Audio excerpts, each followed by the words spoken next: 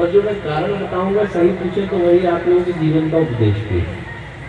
बोले मैं बोली एक से बढ़कर के अध्यात्म वेदता एक बार में 1000 बार बताते हैं। गीता में जब अपना भगवान विराट रूप दिखाते हैं तो गीताकार के मुंह से निकलता है दिव्य सूर्य सहस्त्र से।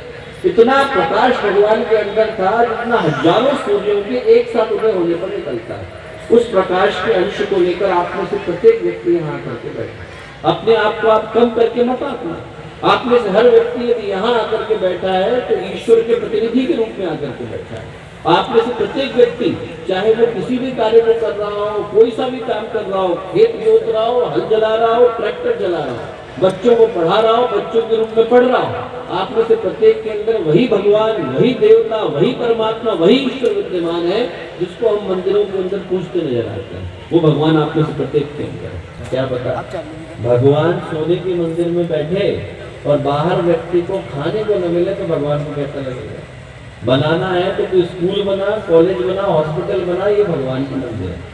गुरुदेव ने कहा और मुझे भगवान को बिठाना होगा तो सोने के मंदिर में नहीं, लोगों के दिल के अंदर बिठा करके आएंगे, उनके हृदय के अंदर बिठा करके लोग उनसे मिले और मिलने के बाद उनको लगे कि आज हम मंदिर होकर के आए। मंदिर जाने की हमारी जरूरत पूरी हो गई। हमने उनको देखा जिनके व्यक्तित्व के अंदर देवता विद्यमान है। आज का दीप महायज्ञ का अवसर आप में से प्रत्येक को देवता बनाने के लिए आया, ये याद दिलाने के लिए आया यदि हमारे अंदर का देवता जाग जाता है तो हमें कहीं अन्यत्र जाने की आवश्यकता नहीं है। अंदर के देवता को भी जगा दें, जीवन देवता को जगा दें, अंदर के आत्मदेव को जगा दें, अंदर की संभावनाओं को जगा दें तो फिर भटकता हुआ व्यक्ति देवता में बदल जाता है, तो फिर पशु परमात्मा में बदल जाता है। उस संभावना को जगाने के लिए आज का अवसर आया। और यदि हम लोग आसपास की परिस्थितियों को देखें तो लगता है कि देवता वाले मनुष्य को देखने को नहीं मिलते। व्यक्ति अपने जीवन के सामान्य से उद्देश्य से भी भटक करके बैठा है। शरीर बीमारियों का गढ़ बन गया, मन समस्याओं का गढ़ बन गया। भावनाओं के अंदर इतनी समस्याएं आ गई कि छोटी छोटी बातें व्यक्ति को गहरी छू जाती है। तनाव के कारण, दुर्भाव के कारण, उद्विग्नता के कारण व्यक्ति अपने ही मन को कुरुक्षेत्र में बदल करके बैठा है। किसी और महाभारत को देखने की आवश्यकता नहीं। एक एक व्यक्ति के मन के अंदर इतनी टेंशन, इतनी स्ट्रेस आ गया, इतनी अतृप्ति, इतना संतोष आ गया, इतनी ज्यादा कामनाएं आ गई और इतनी ज्यादा वासनाएं आ गई। यदि एक एक व्यक्ति की कामना को पूरा करने के लिए जहाँ पर हम बैठे हैं, यहाँ से लेकर जहाँ पर भगवान ब्रह्मा विष्णु महेश बैठे हैं, सारे के सारे देवता यदि एक ही व्यक्ति की कामना को पूरा करने के लिए जुट जाए तो वो बेरोजगार हो जाएंगे, पर उस व्यक्ति की कामना को पूरा कर पाना संभव नहीं। इतनी कामनाएं हैं और जितनी कामनाएं हैं उतना असंतोष, जितना मन के अंदर तृप्ति है उतना आदमी भटकता है। एक घटना आती है, बहुत प्यारी घटना आती है कि एक मछुआरा था, वो एक बार गया और उसने पानी के अंदर जैसे ही जाल डाला तो जाल डालते से ही सोने की मछली पकड़ में आ गई।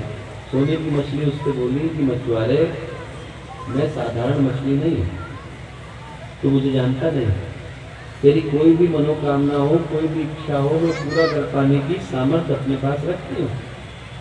जो वो बनना चाहता है वो बता, मैं पूरा करूँगी।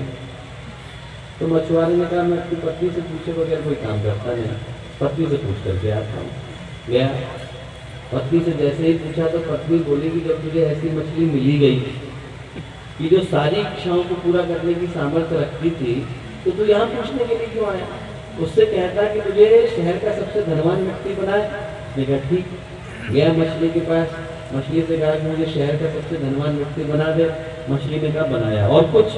बोले पत्नी से पूछ के आता। गया, पत्नी ने कहा कि तुझे बन गया था शहर का सबसे धनवान व्यक्ति। बोले यदि तू शहर का सबसे धनवान व्यक्ति बन ही गया और तुझे ऐसी मछली मिली गई थी और उससे मांगना ही था तो ये मांगता कि पूरी दुनिया का सबसे धनवान व्यक्ति बने। उससे मैं ठीक, गया वो मछली के पास, बोले मुझे दुनिया का सबसे धनवान व्यक्ति बना दो। मछली ने कहा बनाया, और कुछ?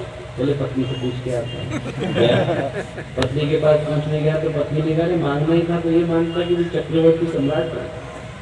उसने कहा कि ठीक, गया, जाकर के बोला मुझे चक्रवर्ती सम्राट बना दो। मछली ने कहा बनाया, और कुछ? बोले पत्नी से पूछ के आता। गया पत्नी के पास, पत्नी से कहा कि और कुछ? पत्नी बोली अरे जब तुझे ऐसी मछली मिली गई है तो ये मान कि जो सूरज है, चंद्रमा है, तारे हैं, ये सब के सब तेरी इच्छा से चले। गया वो मछली के पास, मछली से जाकर के बोला कि ऐसा कर दे कि सूरज, चंद्रमा, तारे सब मेरी इच्छा से चले। मछली हंसी, बोले मछुआरे तेरी एक इच्छा पूरी करनी थी, मैंने 3 करी, इससे ज्यादा पूरी कर पाने की सामर्थ्य मेरे पास नहीं है। तो अपनी टूटी झोपड़ी में ही ठीकता में चलती है। कामनाएं जो है व्यक्ति की अनंत हो गई, सब कुछ मिल जाने के बाद भी मन के अंदर सब कुछ मिल जाता है, तब भी आदमी भटकता रहता है। वो एक फकीर की कहानी आती है, सोने का सिक्का पड़ा हुआ मिला, अपने गुरु के पास गए, इसको क्या करूँ मैं, मेरे तो किसी मतलब का नहीं। गुरु बोले सबसे गरीब आदमी को देंगे। गरीब आदमी कहाँ मिलेगा? अरे बोले मिल जाएगा। भटकते रहे 10 साल तक, वो हर व्यक्ति के पास गए, जिससे बात करते उनसे बात करने के बाद उनको लगता कि इसके पास थोड़ा पैसा तो है, कुछ तो ये कर सकता है।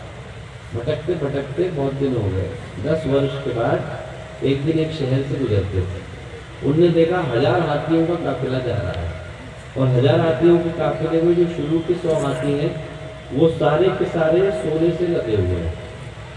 पहले वाले हाथी के ऊपर हीरे की पालकी है, उसके अंदर एक राजा बैठा है। राजे ने ऊपर से लेकर के नीचे तक सोने के आभूषण पहने हुए हैं। उन्हें अपने बगल वाले व्यक्ति से पूछा कि यहाँ क्या हो रहा है? बोले अरे कुछ नहीं हो रहा है, हमारे राजा चक्रवर्ती सम्राट हैं, पूरी दुनिया पर उनका शासन है, सिर्फ एक राज्य छूट गया है, इनके भाई का उसके ऊपर हमला करने जा रहा है। बोले क्यों, उसने इनके ऊपर हमला किया है क्या? बोले नहीं, सिर्फ एक राज्य छूट गया है कि मन में कामना थी उसको पूरा करना, इसलिए जा रहा है। फकीर की तुरंत समझ में आया, उनने अपना सोने का सिक्का लिया और जाकर के राजा को दिया। राजा ने कहा कि मुझे क्यों दे रहे हैं, आशीर्वाद है क्या? बोले नहीं नहीं, हमारे गुरु ने कहा था कि जो सबसे गरीब आदमी मिले उसे जाकर के देना। क्या बात कर रहे हैं, आपको दिखाई नहीं पड़ रहा? 1000 हाथियों के ऊपर चल रहा हूँ, 100 हाथियों पे सोना लगा हुआ, हीरे जवाहरात की पालकी में बैठा हूँ, पूछ रहे गरीब हूँ।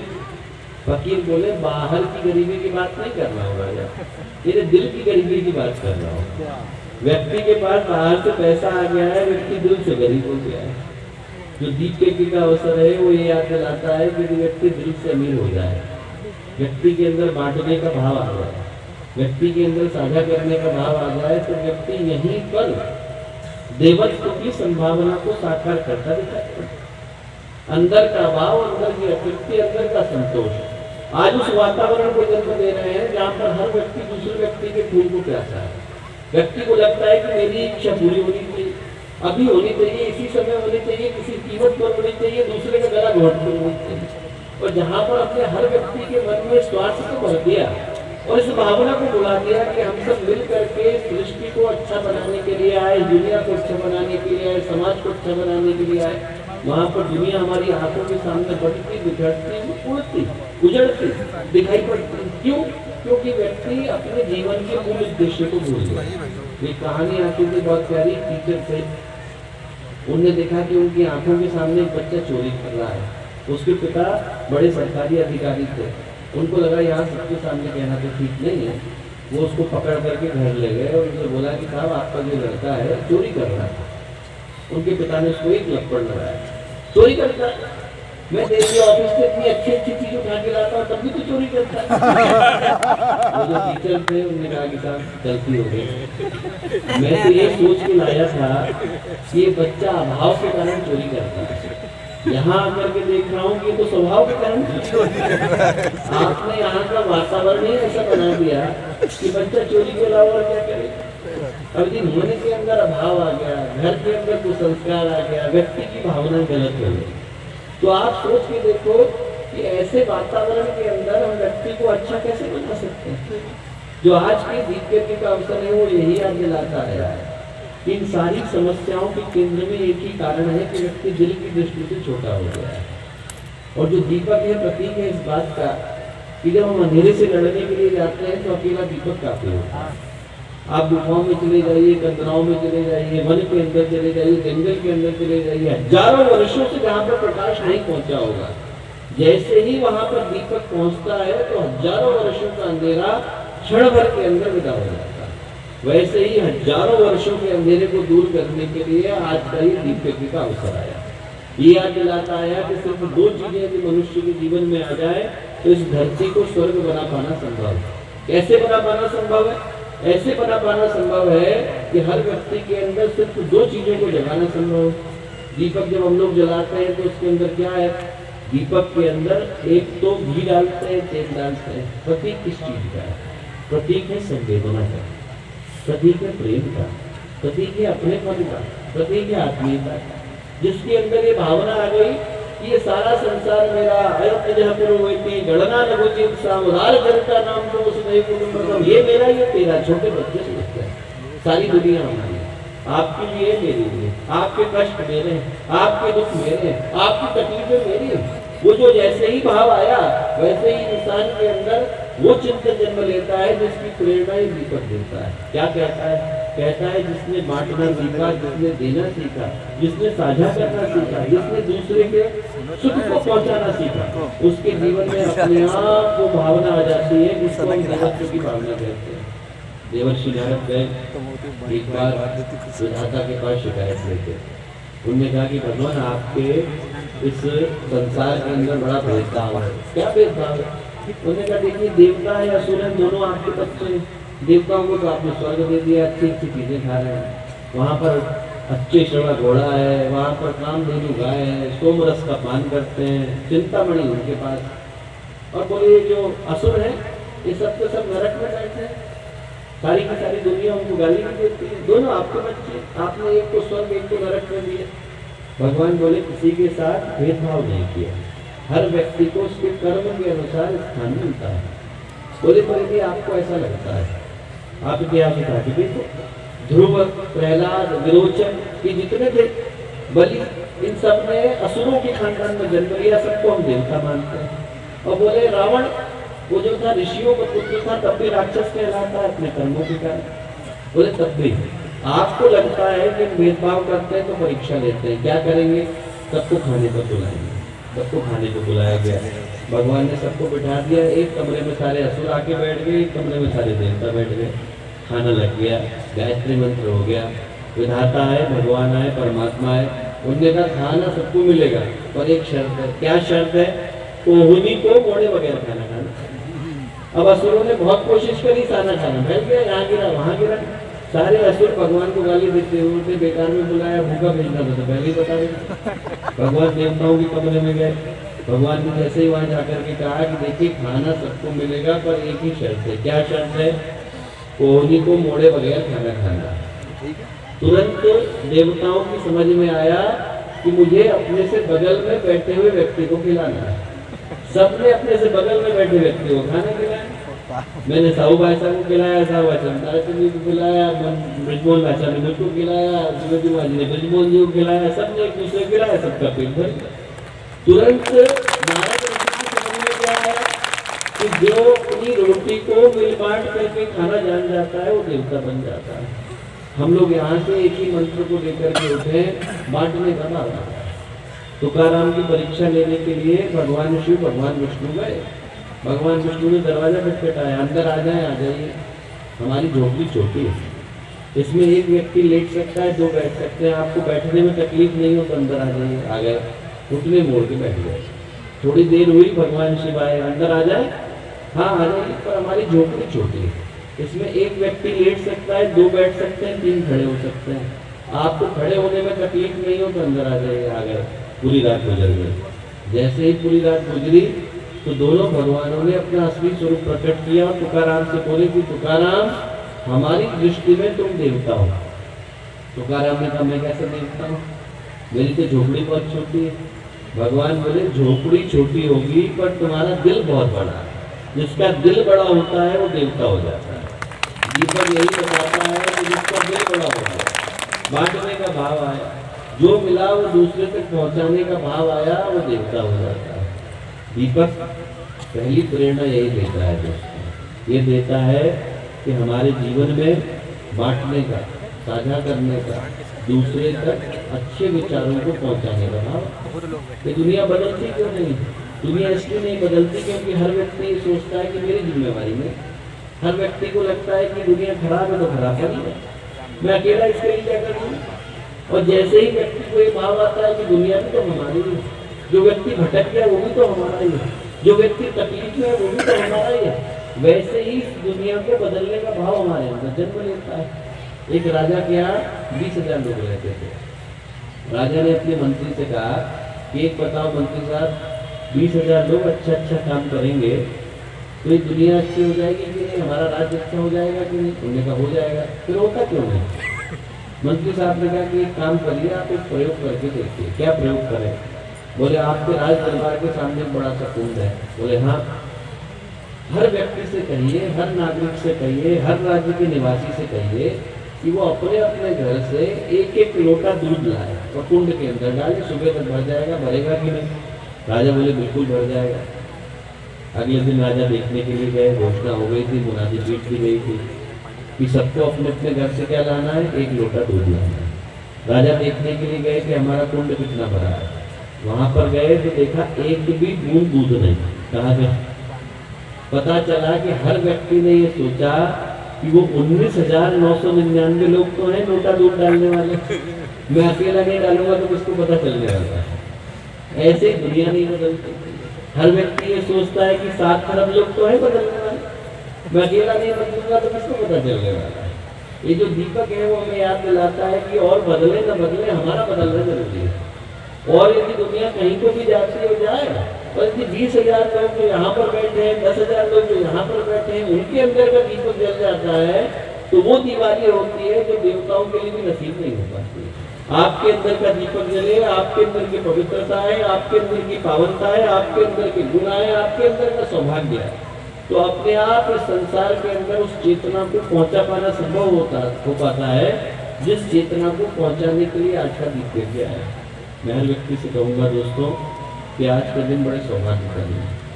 आप लोगों को यहाँ पर गुरुदेव की चेतना खींच करके लाई, और इसलिए खींच करके लाई कि आप लोगों के माध्यम से वो क्रांति, वो भाव जन्म ले सके जिसकी आवश्यकता समाज को है। इतनी देर से आप लोगों ने प्रतीक्षा करी इस दीप यज्ञ के लिए, उस प्रतीक्षा के लिए हम आप लोगों को धन्यवाद देते हैं, जैसे नमन करते हैं, और साथ ही साथ ये प्रार्थना करते हैं कि आप लोग जो इतने भाव को लेकर के आए, भावों की नगरी, माँ सीता की नगरी, यहाँ से आप लोग एक गहरा संकल्प लेकर के जाएं। यहाँ के जितने हम लोग के वरिष्ठ कार्यकर्ता हैं, गंगा सागर जी हैं, राम नरेश जी हैं, देशबंधु जी हैं, ओम नारायण जी हैं, ये सारे के सारे कार्यकर्ता जो इस क्षेत्र में एक स्वर्ग के निर्माण का कार्य कर रहे हैं, उनके लिए मैं पूज्य गुरुदेव से, वंदनीय माता जी से यही प्रार्थना करता हूँ कि उनका लिया गया संकल्प पूर्ण इस क्षेत्र से एक ऐसा केंद्र निकल करके आए जो अनेकों को नई ऊर्जा दे पाने की स्थिति में हो, नई चेतना दे पाने की स्थिति में हो।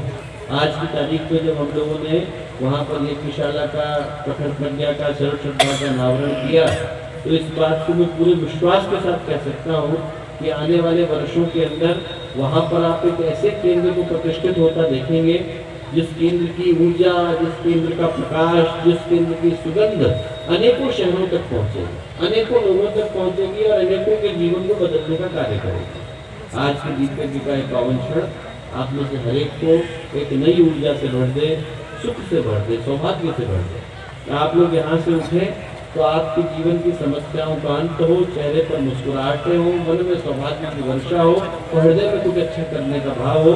ऐसी प्रार्थना माँ गायत्री से, पूज्य गुरुदेव से, वंदनीय माता जी से है। आप सबको इतनी देर तक इन बातों को सुनने के लिए बहुत सारा धन्यवाद। शुभकामनाएं। गुरुदेव की एक बार जोरदार हाथ उठा करके बोलेंगे, हम बदलेंगे, युग बदलेगा, हम सुधरेंगे, युग सुधरेगा। परम सम्मानित डॉक्टर साहब ने आज के इस दीप यज्ञ के अवसर पर हमें जो भी संदेश दिया, हम निश्चित रूप से उन संकल्पों को पूरा करने के लिए प्राणपण से आहुत होंगे, ऐसा विश्वास परम सम्मानित डॉक्टर साहब लेकर के यहाँ से जाएंगे। और इस धरती के कोने कोने में जहाँ पर भी गुरुदेव का साहित्य अभी तक नहीं पहुँचा है, अखंड ज्योति नहीं पहुँची है, घर घर में देवी स्थापना अखंड ज्योति को पहुँचाने का संकल्प लेकर के यहाँ से उठना है। साथ ही परम सम्मानित डॉक्टर साहब के नेतृत्व में आओ बनाए विसन्मुख भारत अभियान निरंतर चल रहा है। दशकों से परम पूज्य गुरुदेव परम वंदनीय माता जी ने इस नशे को जड़ से हटाने का बीड़ा उठाया है और भारत ही नहीं विश्व के कोने कोने में लाखों करोड़ों गायत्री परिवार के लोग इस अभियान में लगे हैं। तो आज दीप यज्ञ के इस पूर्णाहुति के अवसर पर हम सभी व्यसन मुक्त भारत बनाने के लिए, नशे को हटाने के लिए यहाँ से संकल्प लेकर के जाएंगे। आइए आगे का दीप यज्ञ का क्रम शांति कुंज की टूट। धन्यवाद साहब, आदरणीय भैया को कोटि कोटि धन्यवाद। इस क्षेत्र में भैया का पदार्पण हुआ और उनके श्रीमुख से जो भी प्रेरणाएं हम सबको मिली हैं, निश्चित रूप से हमारे अंदर वो भाव जगा है कि हम अपने में परिवर्तन करेंगे और अपने में जब परिवर्तन करेंगे तो निश्चित रूप से शांति आएगी। और उसका सूत्र है जो भी भैया ने कहा, एक तो है गुरुदेव के ज्ञान से जुड़ जाए। तमाम लोग होंगे जिनके यहाँ अखंड ज्योति पत्रिका, जीव निर्माण योजना पत्रिका नहीं आती है, उनसे सबसे निवेदन है चेतना केंद्र में अपना सदस्यता शुल्क जमा करके और थोक में हजारों अखंड ज्योति आए और आप लोग स्वयं आकर के अपनी अखंड ज्योति ले जाए। वितरण के लिए प्रतीक्षा न करें। ये एक ज्ञान का, एक लाल मसाल का एक प्रतीक यहाँ जो स्थापित हो रहा है वो बहुत ही पुण्यदायी है। एक बार जोर से जयकारा लगाते हैं। बोले परम पूज्य गुरुदेव की जय, वंदनीय माता जी की जय, शांति कुंज हरिद्वार की जय, तपोभूमि मथुरा की जय, तीर्थ नैमिषारण्य की जय, तीर्थ नैमिषारण्य की जय हो। आइए अब दीपक जलाने का समय है। जो निर्धारित कहने हैं भाई हैं वो लोग अपने अपने स्थान पर पहुंच जाएंगे। 108 कुंडी यज्ञशाला में प्रत्येक कुंड पर दीपक सजाए गए हैं। सबसे आगे प्रत्येक रूप में यहाँ थोड़े से दीपक सजाए गए हैं क्योंकि आपकी बहुत भारी संख्या यहाँ है, इसलिए आप हमारे नए नए वीडियो देखने के लिए चैनल को सब्सक्राइब करें, लाइक करें, शेयर करें, कमेंट करें। धन्यवाद।